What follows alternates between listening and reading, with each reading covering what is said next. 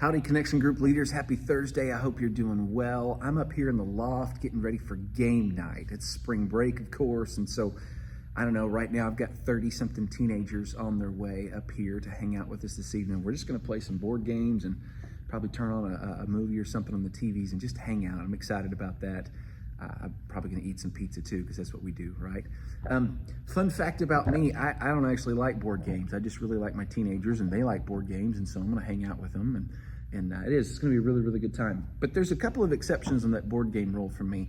I do really, really like the game of Monopoly, and I'm also a fan of the game of Life, which is interesting because neither of those games are short. Part of the problem with board games, I just can't sit still that long, right? I mean, I enjoy sitting and having conversations. That's really great. But if I'm doing that, I'm not really paying attention to the game. And so I'm just not great at them. But something about Monopoly and Life, I can stay locked in and focused.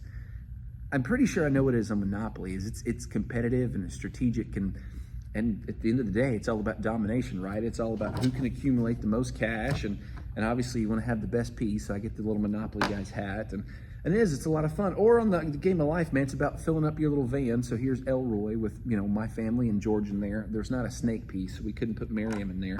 And then you get your career and your degree, and it's again about getting up a big fat stack of cash, right? So it's kind of fitting, as I was thinking about game night today and looking at this passage. If you're back in D6 with us this week, that we're looking at Matthew chapter 19, and that's the passage of the rich young ruler.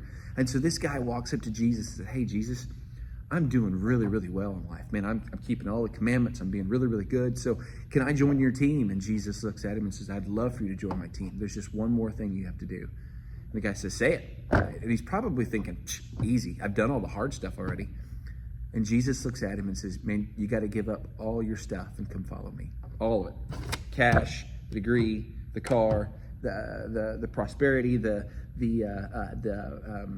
gosh, what's the word? The reputation you have, all this stuff. Give it up and come follow me." And you guys know the story ends. It says the man walked away because he was sad because he had many possessions.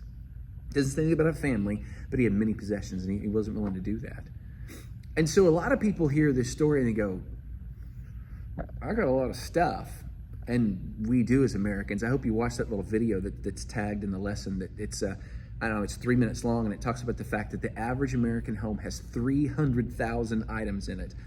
We have at least 300,000 Legos in my house alone, right? So I don't know if we count individual pieces or not. My wife would tell you I have 300,000 bobbleheads, right? We got a lot of stuff.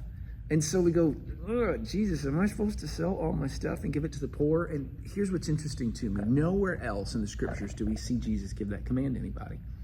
And so I really believe this was, in this particular instance, this was a test for this young man. And all he was doing was showing the young man his heart. Now here's why I say this. Go back to the Old Testament. Remember the story of Abraham and Sarah with Isaac? And they said God said to Abraham, "Hey, you should take your son, go sacrifice him." This was their only son. In fact, this was the son that they had all their hope, that had been waiting on for so long. And Abraham was ready to do it. In fact, he reached the point where he had the knife in the air, ready to make the kill. And that's when God said, Stop. No, I don't actually want you to do this. But now I know that you have faith. And more importantly, God already knew he had faith. Abraham now knew the stuff that made up his faith. I really think this is the kind of call that Jesus was offering this young man. Dude, if you're going to follow me, you've got to be willing to give me everything. I may not ask you to give me everything. I might, and if I do, are you willing to obey and follow? And this is the call to us. And so as you're talking about this in class, we live in a very wealthy town. Certainly in comparison to the rest of the world, all of us are very, very wealthy. We're different degrees of wealthy, but 90% of the world would kill to have what we have, certainly here in the state of Texas. And so ask yourselves the question, Lord, do I really believe that everything I have is yours? Am I genuinely willing to take all this stuff you've given me, and if you ask me to, I just put it all aside and just carry your cross?